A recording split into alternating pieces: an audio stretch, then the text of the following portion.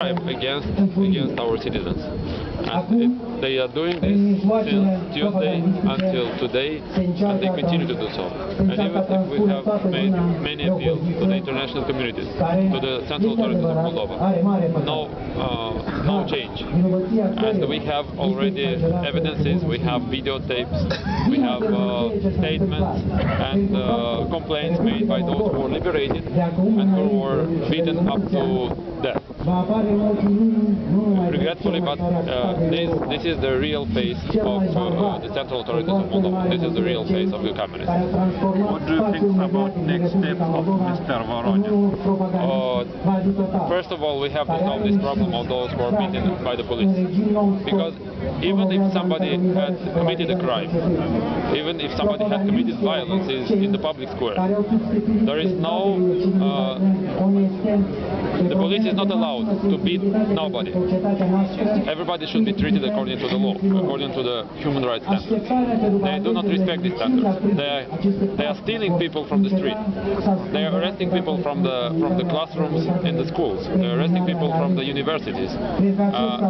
Everybody is scared that he cannot just go out in the street and walk.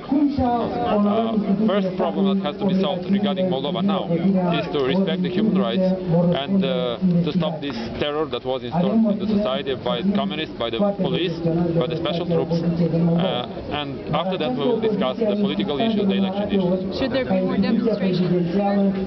In order to defend those young people who are arrested and who are beaten by the police, yes. But those manifestations should be organized and made in the proper way, in the democratic way. The government has sort of accused that there's a desire to unite with Romania in this movement. Is that true?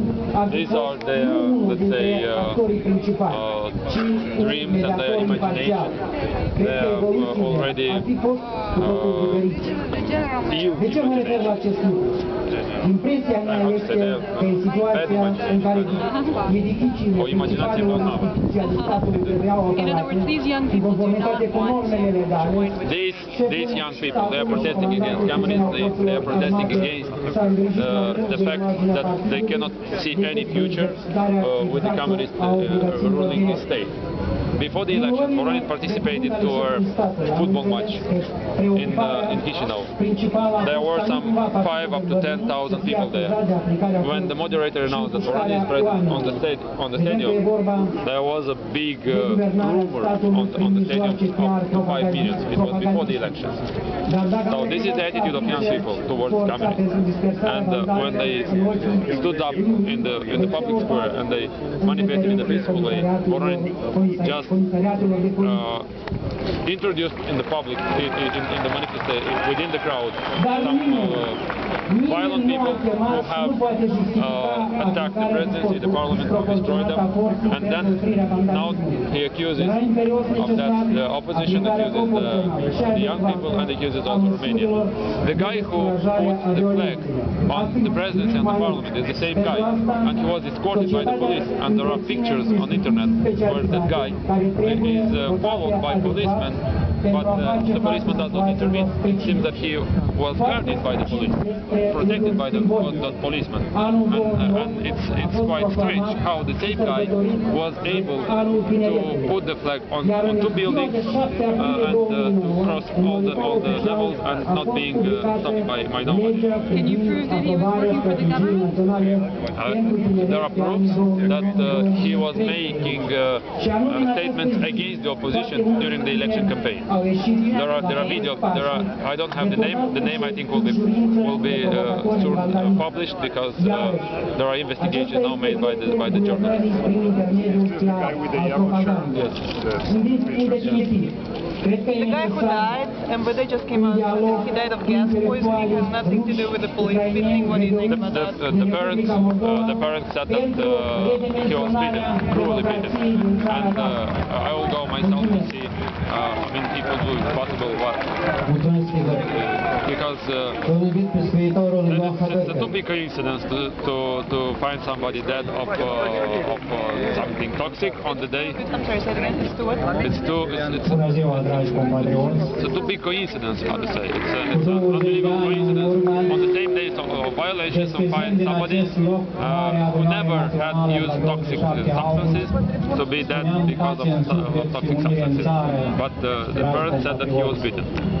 So what's next?